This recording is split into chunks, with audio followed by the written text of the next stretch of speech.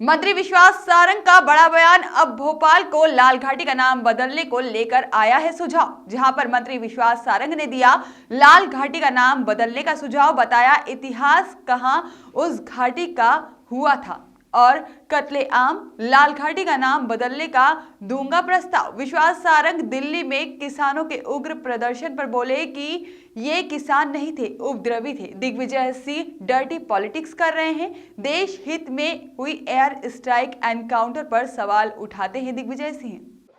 कल किसान लाल किले पर चढ़ गए, अपना झंडा फहरा दिया। देखिए, कल मीडिया ने भी ये बात कही है कि जो कुछ हुआ वो बहुत अच्छा नहीं हुआ, दुखद है।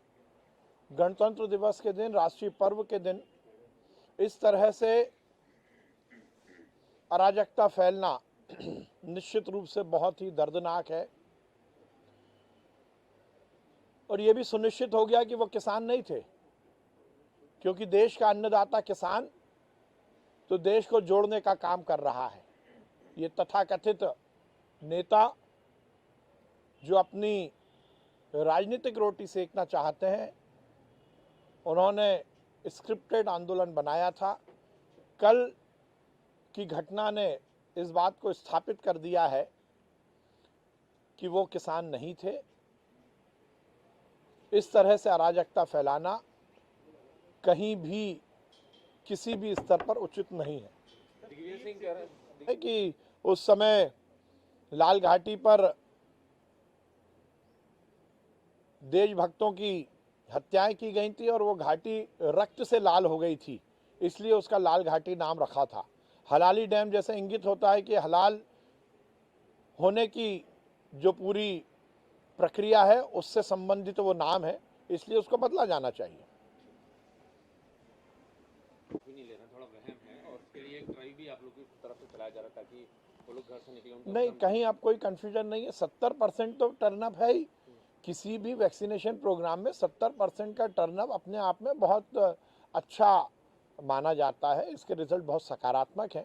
हमें दो बात को जरूर इंगित करना पड़ेगा, क्योंकि किसी भी हेल्थ वर्कर को यदि वो अपने टर्न पे नहीं आता है तो बाद में भी वैक्सीन लगने की व्यवस्था है, इसलिए वो बाद में भी लगवा सकता है। एक तो ये महत्वपूर्ण बात है, और उसके साथ साथ इस वैक्सीनेशन प्रोग्राम के साथ साथ और हमारी रोज़मर्रा की जो चिकित्सीय व्यवस्थाएं हैं वो भी चल रही हैं।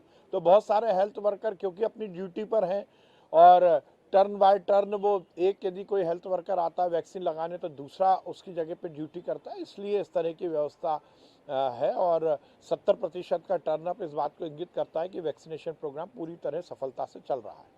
ये भोपाल और वहाँ से हुई थी जो आंदोलन था वो षड्यंत्र था, किसान आंदोलन को बदनाम। दिग्विजय सिंह जी दिव्य ज्ञानी है, ये हमें सबसे पहले से मालूम है। जिनको आतंकवादियों को संरक्षण देने की बात करना है, जिन्हें सर्जिकल स्ट्राइक पर प्रश्न चिन्ह खड़ा करना है, जिन्हें एयर स्ट्राइक पर प्रश्न चिन्ह खड़ा कर देश के जवानों को हतोत्साहित करना है, जो इस तरह से पुलिस के साथ जो कल मारपीट हुई उसके बाद भी पुलिस पर इल्ज़ाम लगा रहे हैं और उसके माध्यम से संपूर्ण पुलिस को हतोत्साहित कर रहे हैं, उन दिग्विजय सिंह के बयान पर टिप्पणी करना ही अपने आप में मुझे लगता है समय बर्बाद करना होगा।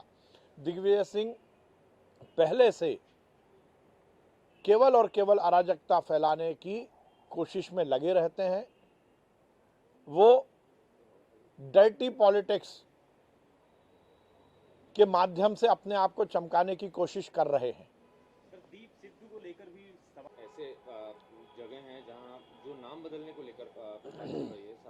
उमा भारती ने भी कहा, सांसद महोदय ने उन्होंने भी कहा। निश्चित रूप से मेरा भी समर्थन है। मुझे भी लगता है कि वो नाम जो गुलामी के प्रतीक हैं, वो नाम जो हमारे इतिहास को शर्मसार करते हैं, वो नाम जिनके कारण हम कहीं ना कहीं अपने आप को कुंठित महसूस करते हैं, उनको बदला जाना चाहिए।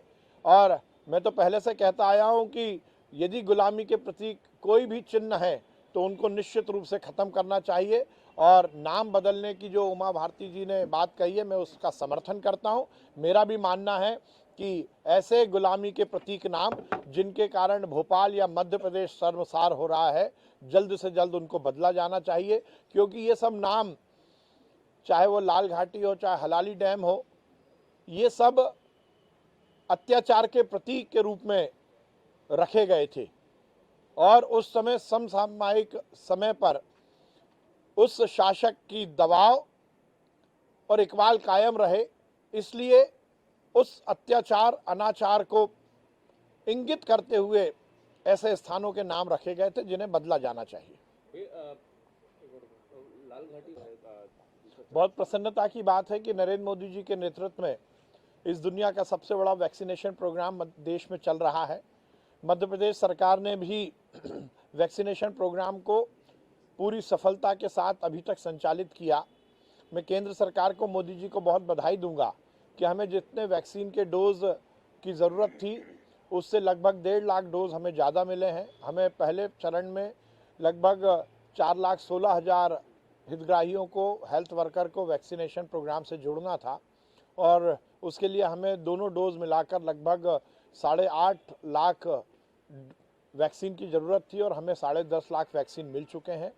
इसलिए अब हमने सुनिश्चित किया है कि आज से हम सभी 1200 केंद्रों पर वैक्सीनेशन प्रोग्राम शुरू करेंगे, जिससे लगभग 1,20,000 हमारे हेल्थ वर्कर को एक ही दिन में वैक्सीन लगने की व्यवस्था होगी। क्योंकि हर केंद्र पर 100 हेल्थ वर्कर को वैक्सीन लगने की हमारी पूरी तैयारी है।